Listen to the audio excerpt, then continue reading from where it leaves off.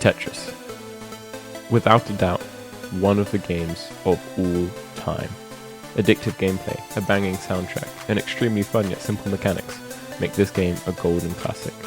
Also, apparently the first game to make it into space, so I guess the alien overlords must love it too.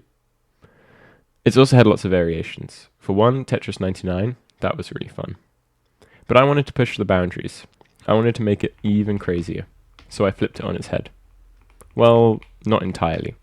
In this variation, everything rotates around the piece, rather than the piece rotating. It's still the same Tetris, but the added challenge is new and exciting. So, as you can see, I've been working on a game with some crazy variations. It's called Tecktrizz. In one level, the lights will go out, only showing the grid for a brief period when you get a new piece, testing how well you can remember the state of the game. In another, you control two games at once, with only one set of controls. This one has quite a high skill ceiling, and some pretty interesting things can happen. There's some good techniques to discover in there. There's more levels as well, and the game will be releasing on Saturday the 17th of January on itch.io, free for everyone to play, with global high scores available on my website, niceboysnice.com. So if you want to follow along for the ride, subscribe now and get a link to the download as soon as I post it.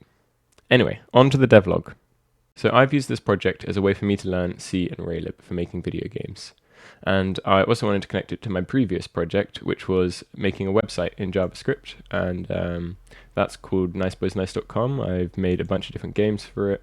There's a Club Penguin clone and some other bits and bobs. For some reason, I even tortured myself with the challenge of inventing a 3D renderer from scratch in JavaScript on that website without doing any research into how they work or without using Google in any point of making it. So yeah, there's a long video in that, which also goes through the website. That's in the description.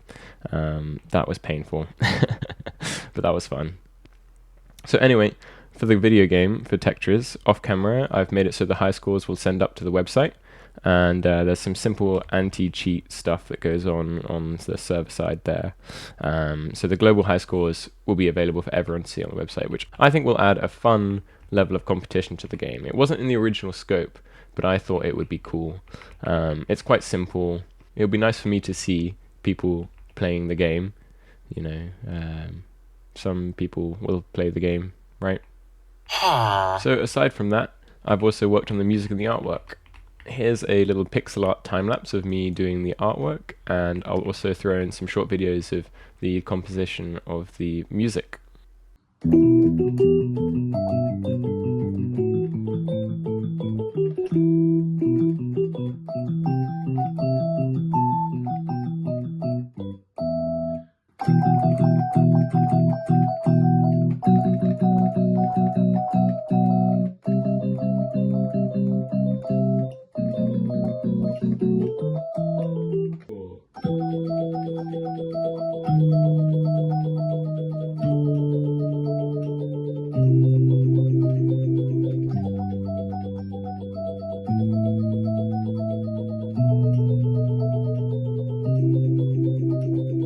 Okay, so the next steps now are to make the controls remappable.